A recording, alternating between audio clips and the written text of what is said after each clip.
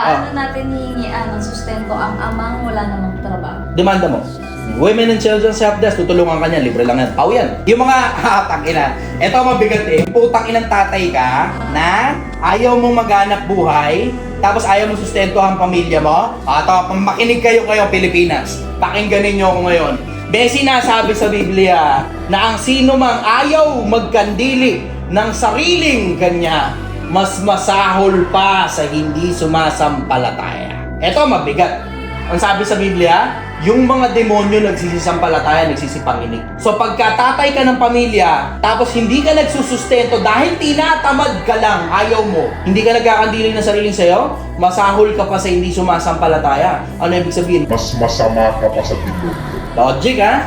Eh, ayaw nyo magsustento ha. Tangina, ang dami kasing mga lalaki na puta bubuntisin lang yung babae tapos tatakbuhan na eh, di ba? Ito, ingatan nyo sarili nyo mga babae.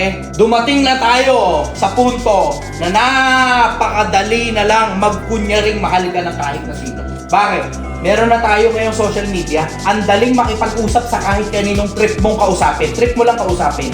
Tapos magkukunyari lang. Dahil, kasi marami na ngayon magagaling magsalita sa social media, di ba? May mga ibang mga lalaki, natututo lang magsalita, nakukuha na kagad ang loob ng babae. Di ba? Tapos pagkatapos nakakantot, di ba? Tapos bubuntisin yung babae, di ba? Tapos tatakbuhan na, bahala ka sa buhay mo. Tapos yung lalaki, magkukunyari hindi niya anak yun. Tapos ikaw na babae, maghahabol ka ngayon dun. Tapos ano mangyayari? Tangina, good luck kung mahabol mo. Verbalan, habulin mo. Mahirap habulin ng lalaking tumatakbo.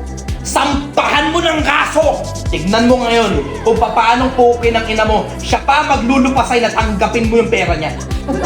Sampahan mo ng kaso. Ipakulong mo yung putang inang yan. Mayiging nga, putulin ng titi niyan eh. Diretsahan? Tangina, mas maigi pang putulin na lang yung titi mo para hindi na ikalat yung lahi mo. Yung lahi mong tamad, na irresponsable kang lintik ka. Ako nga, kahit may panganak, di pa ako nag-aanak eh. Bakit? Naghahanda kasi ako para sa kinabukasan. Kung makapag-anak o hindi na, it doesn't matter. Mas maigi sa akin yung kabila.